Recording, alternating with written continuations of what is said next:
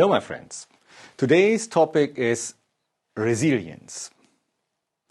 Resilience is a concept which in our modern times is frequently discussed but hardly ever understood in a proper way. That's at least my opinion.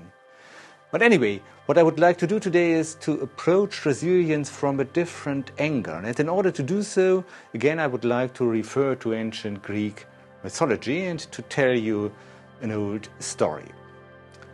So, let's turn back time and jump back to the 11th century BC. Try to visualize the plains in front of Troy, the ancient city. On the seaside, on the shore, you can see the Greek fleet and the place where the Greek warriors and soldiers constructed their camp. In the middle of the camp, you see a gathering of warriors, all excited, because in the center of that circle there are two people having an argument, fighting each other. And these two guys we can see there, they are the most important ones in the whole story. On the one hand, Agamemnon, the commander-in-chief, the governor, the king who brought the fleet all from Greece to the shores of Troy. On the other hand, there's Achilles, son of a goddess, the strongest warrior ever since, the most powerful fighter. So, the two of them are having an argument.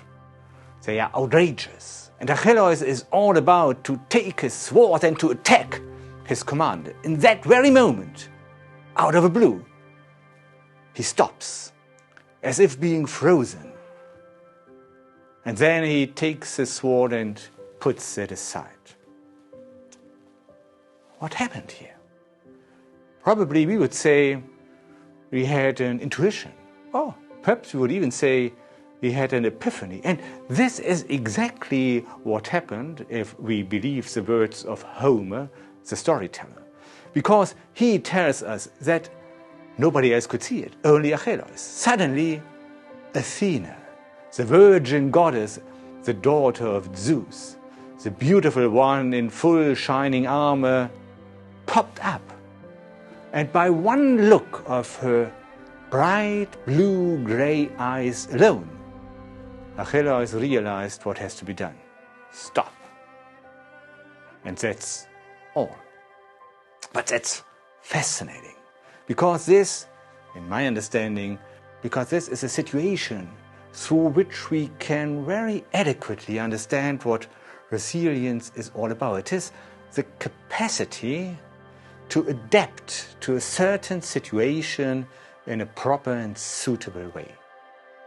And this is exactly what Athena always does. She is the representative of a very certain type of intelligence which the ancient Greeks called phronesis.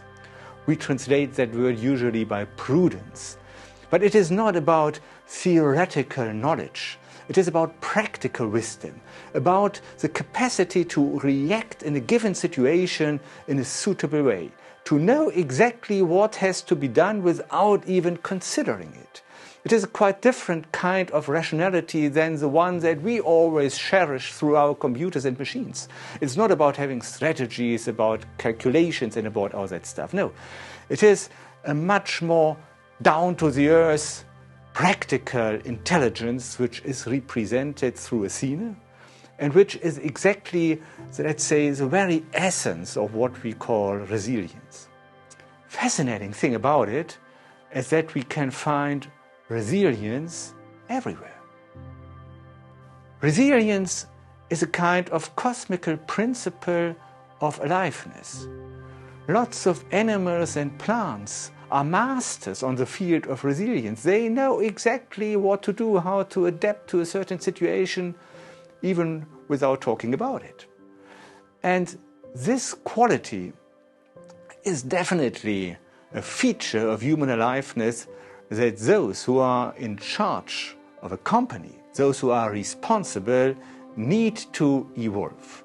Because without the capacity to understand intuitively, almost instantly, what has to be done, we will never come to good decisions.